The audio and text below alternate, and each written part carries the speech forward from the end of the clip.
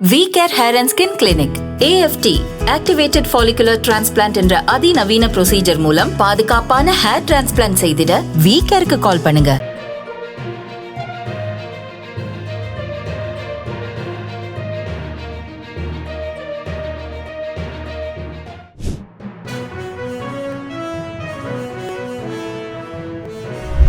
யாழில் மர்ம காய்ச்சலால் மேலும் ஒருவர் உயிரிழப்பு. சபாநாயகரின் கலாநிதி பட்டம் தொடர்பில் ஜப்பானிய பல்கலைக்கழகம் வெளியிட்ட தகவல்.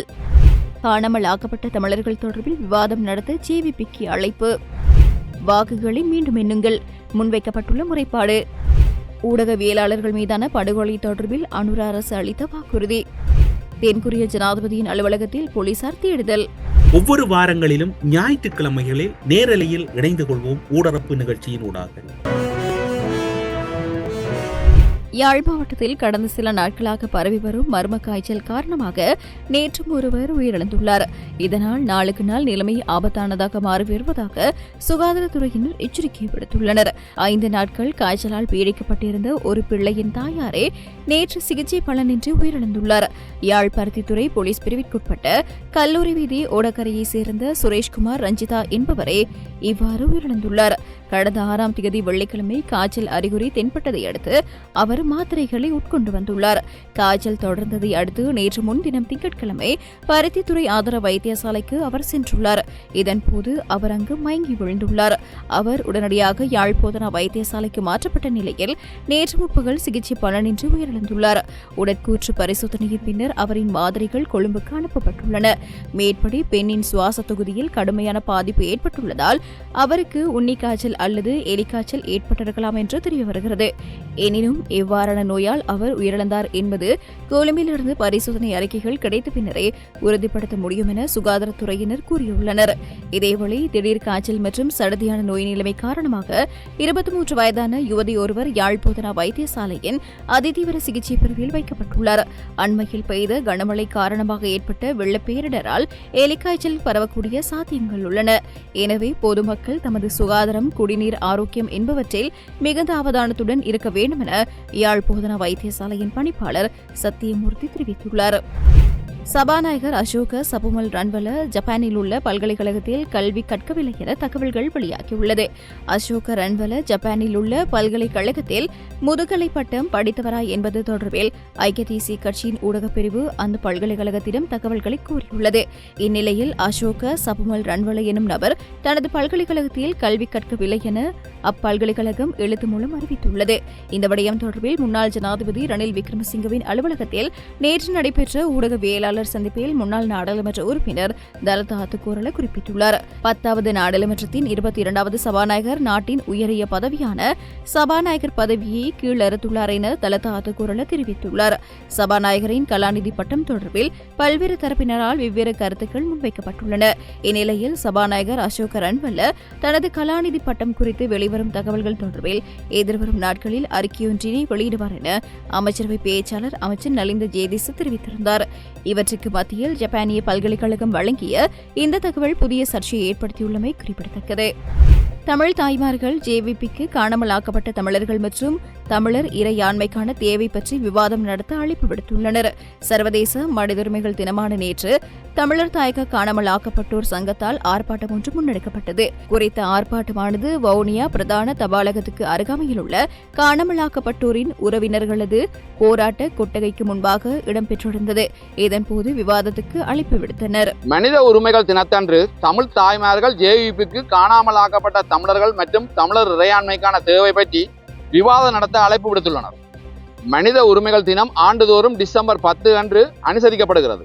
இது 1948 ஐக்கிய நாடுகள் பொதுச்சபையால் மனித உரிமைக்கான உலகளாவிய பிரகடனத்தை ஏற்றுக்கொண்டதாக குறிக்கிறது. இந்த வரலாற்று ஆவணத்தில் கோடிட்டு காட்டப்பட்டுள்ள கோரிக்கைகள் அன்று போலவே இன்றும் இன்றியமையாதவை.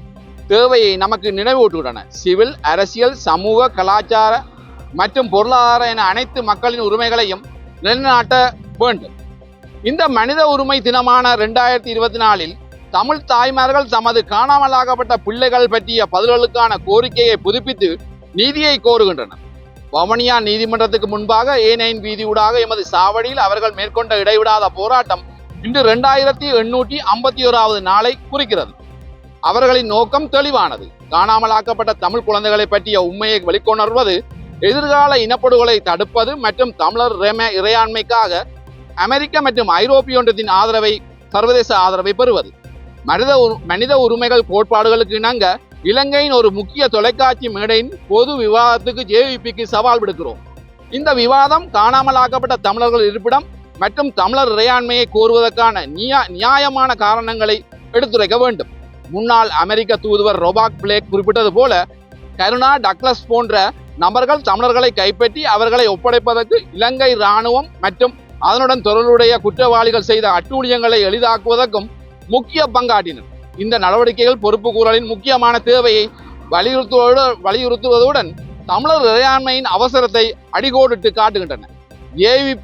JVPயையும் தேவைப்பட்டால் ஜனாதிபதி அல்லது அமெரிக்காவில் படித்த பிரதமரையும் இந்த உரையாடலில் ஈடுபட அழைக்கிறோம்.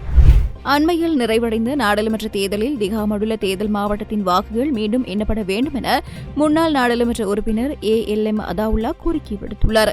இது தொடர்பில் புதிய ஜனநாயக முன்னணி சார்பில் போட்டியிட்ட முன்னாள் நாடாளுமன்ற உறுப்பினர் அதாவுல்லா இலங்கை மனித உரிமைகள் ஆணைக்குழுவில் முறைப்பாடு அளித்துள்ளார். கல்முனையில் உள்ள இலங்கை மனித உரிமைகள் ஆணைக்குழுவின் பிராந்திய அலுவலகத்தில் அவர் தனது முறைப்பாட்டை நேற்று முன்வைத்துள்ளார். இதன்போது கடந்த நாடாளுமன்ற தேர்தலில் திகாமடுல்ல தேர்தல் மாவட்டத்தின் வாக்குகள் மீண்டும் எண்ணப்பட வேண்டும் என தெரிவித்துள்ளார். மேலும் இந்த விடயம் தொடர்பில் தேர்தல்கள் ஆணைக்குழுவிடம் எடுக்கப்பட்ட கோரிக்கை கவனத்தில் கொள்ளப்படவில்லை என அவர் தெரிவித்துள்ளார். எதிர்வரும் காலங்களில் ஊடகவியலாளர்கள் மீதான படுகொலைகள், அச்சுறுத்தல்கள் எதுவும் இடம்பெறாது என அமைச்சரவை பேச்சாளரும் சுகாதார மற்றும் வெகுஜன ஊடக அமைச்சர் நலிந்த ஜேதிச தெரிவித்துள்ளார். அரசாங்க தகவல் திணைக்களத்தில் இடம்பெற்ற அமைச்சரவை தீர்மானங்களை அறிவிக்கும் ஊடக சந்திப்பின் போது அவர் இவ்வாறு கூறியுள்ளார். இது தொடர்பில் அவர் மேலும் தெரிவித்ததாவது, தமிழ் ஊடகவியலாளர்கள் மாத்திரமல்ல, சிங்கள மற்றும் முஸ்லிம் சமூகம் சார்ந்த ஊடகவியலாளர்களின் படுகொலை தொடர்பாக நாம் கடந்த காலங்களில் கருத்துக்களை வெளியிட்டிருந்தோம். ஊடகவியலாளர்கள் பாதுகாக்கப்பட வேண்டும், ஊடக சுதந்திரம் பாதுகாக்கப்பட வேண்டும். அது தொடர்பாக அரசாங்கம் நிபந்தனைகளின்றி செயற்படும். கடந்த காலங்களில் படுகொலை செய்யப்பட்ட ஊடகவியலாளர்கள் தொடர்பான விசாரணைகள் குற்றப்புலனாய்வு திணைக்களத்தினால் ஆரம்பிக்கப்பட்டுள்ளன. லசந்த் விக்ரமதுங்க படுகொலை தொடக்கம் படுகொலை செய்யப்பட்ட சகல ஊடகவியலாளர்கள் தொடர்பான விசாரணைகள் இடம்பெற்று வருகின்றன. இந்த விசாரணைகள் கடந்த காலங்களில் மறைக்கப்பட்டிருந்தன. அதனை மேற்கொண்ட அதிகாரிகள் அந்த நிறுவனத்தின் சேவையிலிருந்து அகற்றப்பட்டிருந்தார்கள் அல்லது நாட்டை விட்டு வெளியே செல்லுமாறு வற்புறுத்திய நிலை காணப்பட்டது. அத்துடன் ஊடகவியலாளர்கள் மற்றும் ஏனையவர்கள் தொடர்பான படுகொலைகள் மட்டுமல்ல, ஊழல் தொடர்பான சகல விடயங்கள் குறித்த விசாரணைகளை மேற்கொண்டவர்கள் கூட நாட்டை விட்டு வெளியே செல்ல வேண்டிய நிலை காணப்பட்டது. நாம் அவ்வாறான நிறுவனங்கள் தொடர்பாக தேடி பார்த்தபோது காவல்துறை மற்றும் குற்றப்புலனாய்வு திணைக்களம் போன்றவற்றின் அறிக்கைகளின் பிரகாரம் இவ்வாறான குற்றங்களுடன் தொடர்பான ஆவணங்கள் காணாமலாக்கப்பட்டுள்ளன. அதனால் நாம் இந்த செயற்பாடுகளை மீண்டும் ஆரம்பித்து முறையாக மேற்கொண்டு வருகிறோம் என அவர் குறிப்பிட்டுள்ளார். தென்கொரிய ஜனாதிபதி அலுவலகத்தில் தென்கொரிய போலீசார் சோதனை நடவடிக்கையில் ஈடுபட்டுள்ளனர். கடந்த வாரம் ஜனாதிபதி யூன் சுக் யோலால் அவசரகால சட்டத்தை அறிவித்து பின்னர் அதனை ரத்து செய்துள்ளதால் தென்கொரிய அரசியலில் குழப்ப நிலை காணப்படுகின்ற சூழ்நிலையிலேயே போலீசார் ஜனாதிபதியின் அலுவலகத்தில் சோதனை நடவடிக்கையில் ஈடுபட்டுள்ளனர். தென்கொரியாவில் கடந்த வாரம் அறிவிக்கப்பட்டு பின்னர் மார்ஷல் சட்டம் நீக்கப்பட்டுள்ளமையுடன் தொடர்புடைய முன்னாள் பாதுகாப்பு அமைச்சர் உயிரை மாய்க்க முற்பட்டார் என தகவல்கள் வெளியாகியுள்ளது. மார்ஷல் சட்டத்துக்கு தான் பொறுப்பேற்பதாக தெரிவித்திருந்த அமைச்சர் சிறைச்சாலையில் தடுத்து வைக்கப்பட்டிருந்த வேளை உயிரை மாய்ப்பதற்கு முயன்றார் என அதிகாரிகள் தெரிவித்துள்ளனர்.